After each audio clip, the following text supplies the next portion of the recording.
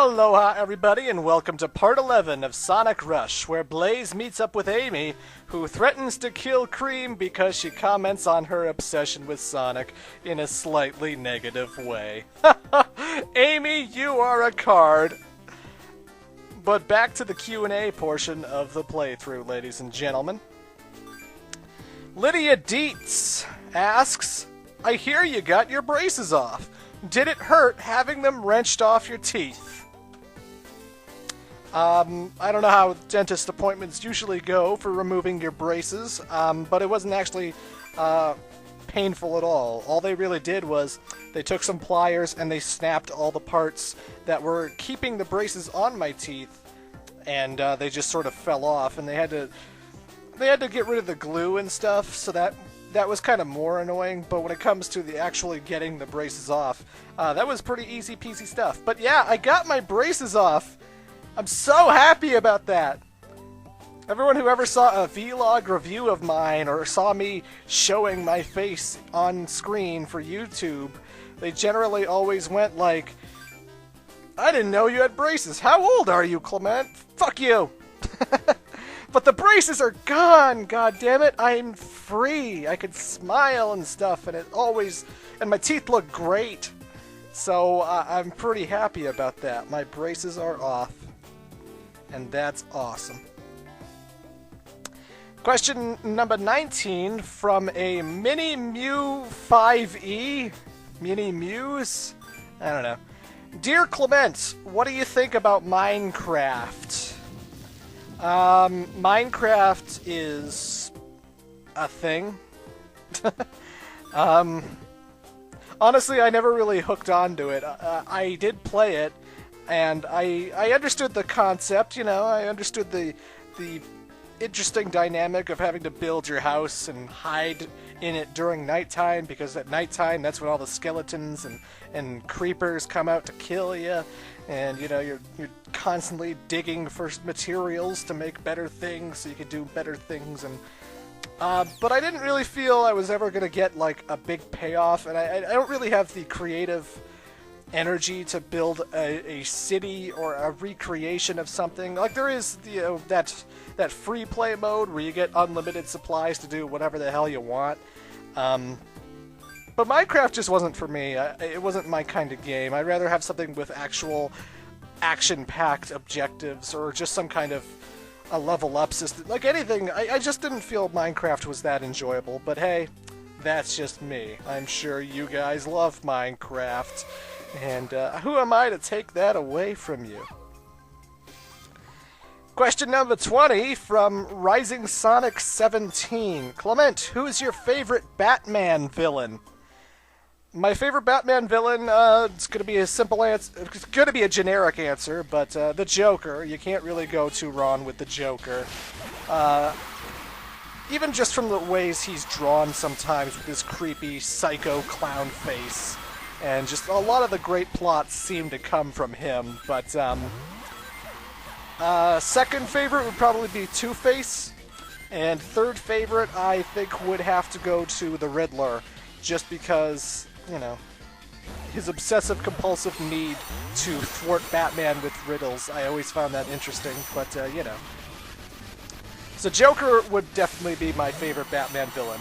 And Batman happens to be my favorite superhero.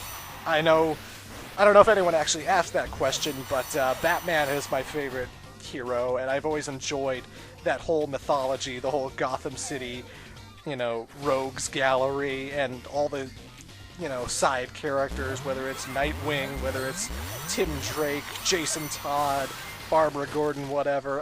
Batman's just always been, like, my favorite universe of comic books, and, I don't know if Arkham Origins is going to be released when this video is uploaded, but I'm looking forward to Arkham Origins, so that'll be swell. Question number 21 from a Myron Rodriguez. How old are you, and are you married? Marriage? No way! Well, not no way ever, but I'm 25 years old. I don't really think I should be getting married until I'm like 30 or something, you know? I mean, I know plenty of people who get married before 30, but it's just not for me. I just don't see it happening. But yeah, I'm 25, and no, I'm not married. What are you, crazy? Oh, God. Question number 22 from Aluman96. Has there ever been a game that you hated on your first playthrough, but grew to love as time went by? Or has it ever went the other way around? I don't think it's ever gone the other way around. I've never had an experience that I've liked and then went back and was like, no, I don't like this. This sucked.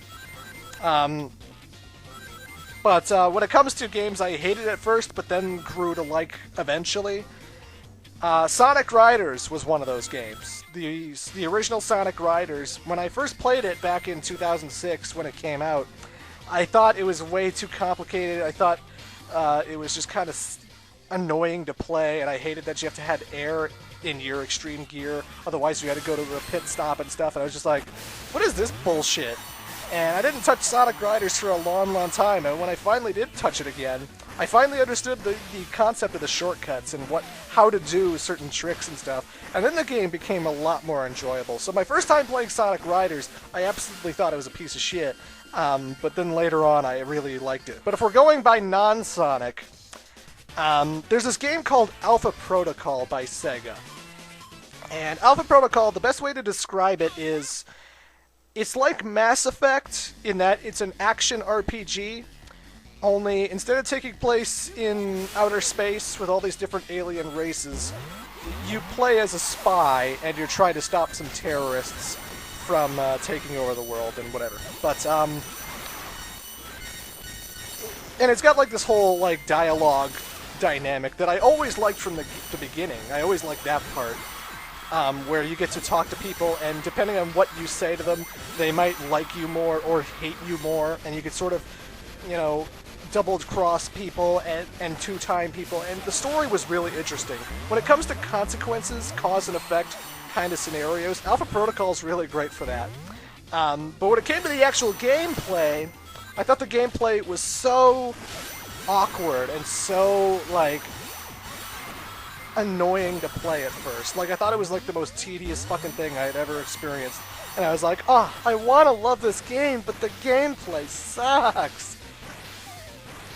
But then, somewhere down the line, I decided to give it a second try because I really liked the story and I wanted to do things differently. And I liked the story enough that I wanted to struggle through the gameplay again.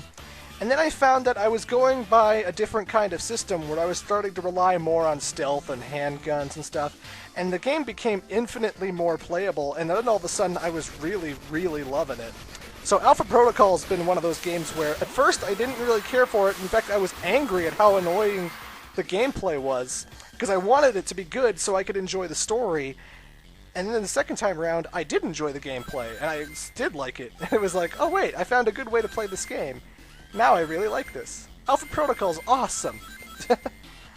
So, you know, I would recommend Alpha Protocol, but I will say you probably won't enjoy it your first time or ever, because it's kind of a mixed bag. Mixed bag. 23, question 23 from Baby Seal Club. How is your sex life? Ha ha ha.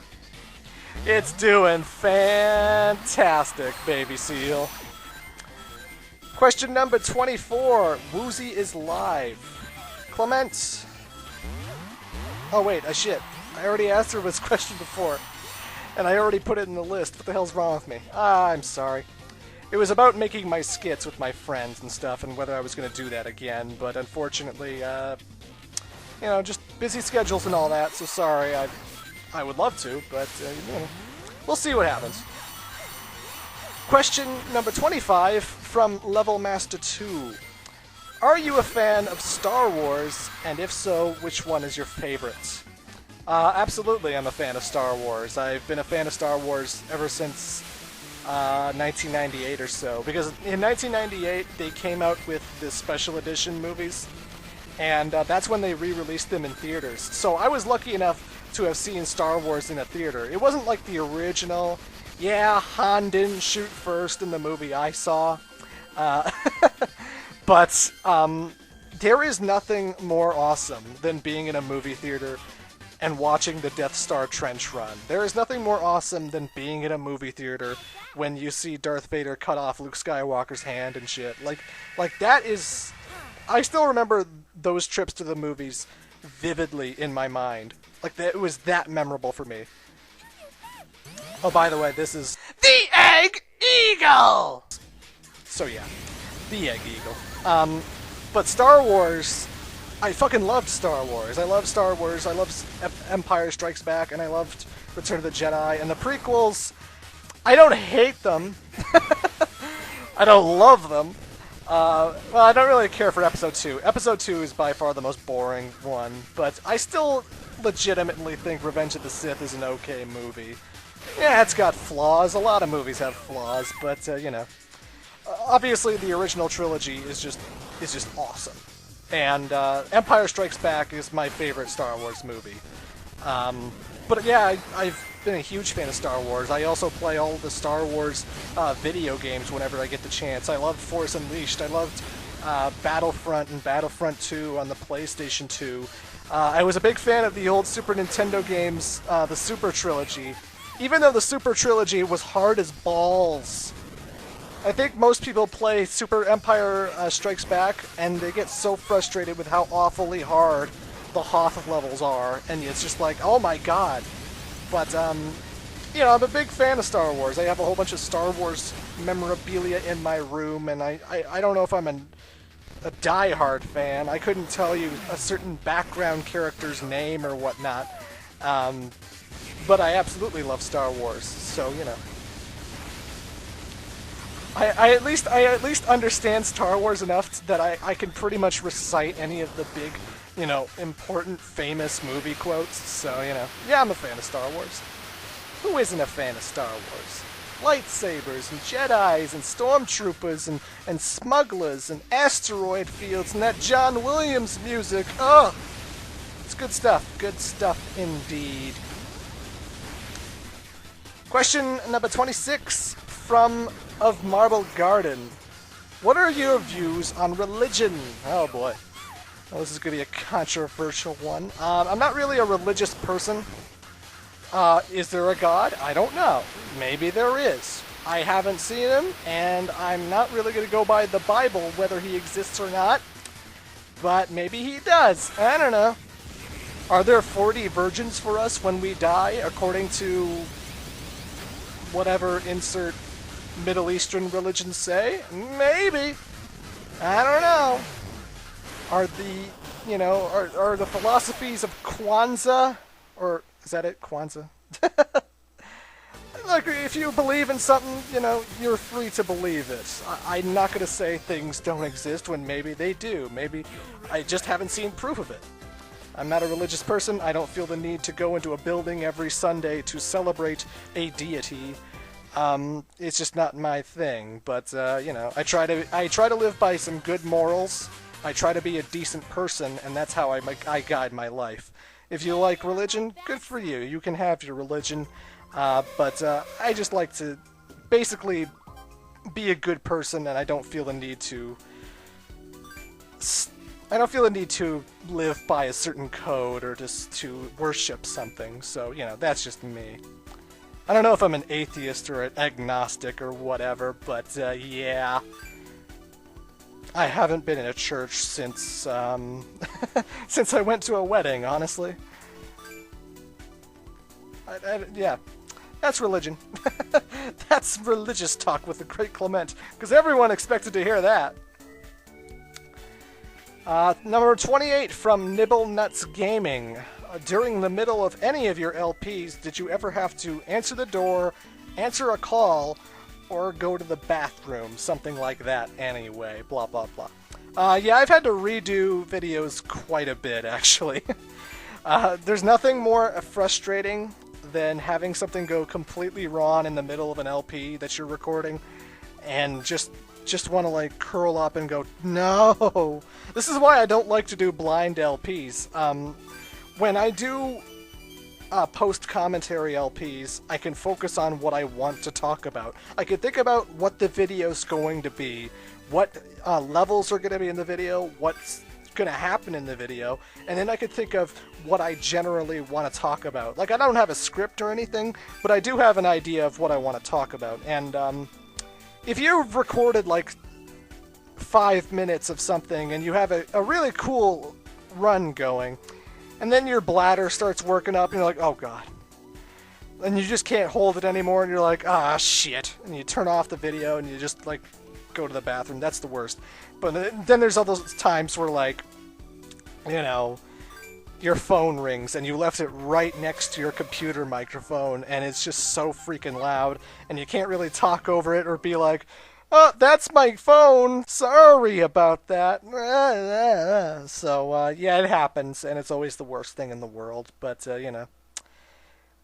Eventually I just redo the video, and hopefully it works out, and hopefully I have my energy still up, and yeah, stuff. Anyway, that's part 11, ladies and gentlemen. I will see you in part 12.